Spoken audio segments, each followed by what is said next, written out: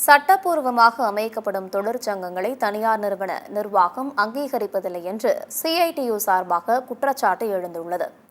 காஞ்சிபுரம் மாவட்டம் சுங்குவார்சத்திரம் பகுதியில் உள்ள தனியார் நிறுவனத்தில் நடைபெற்ற கூட்டத்தில் 500க்கும் மேற்பட்ட தொழிலாளர்கள் கலந்து கொண்டனர்.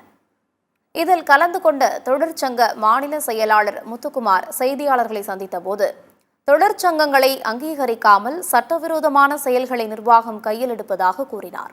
பலவிதமான தொழிற்சாலைகளில் 12 மணி நேர வேலை பளுவை தொழிலாளர்கள் மீது நிர்வாகம் சுமத்துவதாகவும், கேள்வி கேட்டால் அச்சுறுத்துவதாகவும் அவர் குறிப்பிட்டார். நாள் ஒன்றுக்கு 7 மணி நேர உழைப்பு, வாரத்திற்கு 5 நாட்கள் வேலை அளிக்க வேண்டும் என்று கேட்டுக்கொண்ட முத்துக்குமார், தொழிற்சங்கங்களை அங்கீகரிப்பது குறித்து நிர்வாகம் தரப்பில் பேச்சுவார்த்தை நடத்த வேண்டும் என்று கோரிக்கை விடுத்துள்ளார்.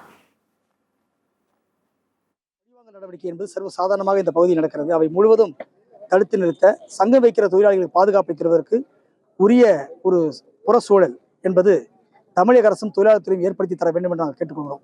சாம்சங் நிறுவனம் தென்கொரியாவில் இதே போன்ற சங்க உரிமைக்காக, சம்பள உயர்வுக்காக, அவருடைய அடிப்படையான சில உரிமைகளுக்கான வேலைநிறுத்த போராட்டம் ஜூலை இப்போது 8, 9, 10 3 தேதியில் நடைபெற துவங்கி இருக்கிறது.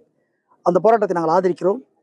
தமிழ்நாட்டிலேயும் ஒரு நல்ல தமிழ் நாட்டில் தொழில் உறவு பாதுகாக்கப்பட வேண்டும் என்றால் சங்க அங்கீகாரம் என்பது மிக முக்கியமானது என்பதனை நிறுவனங்களும் அரசும் புரிந்து கொள்ள வேண்டும். அது மறுக்கப்படும் பட்சத்தில் தவிர்க்க முடியாமல் போராட்டங்களும் தவிர்க்க முடியாது என்பதை அவர்கள் உணர்ந்து கொள்வார்கள்.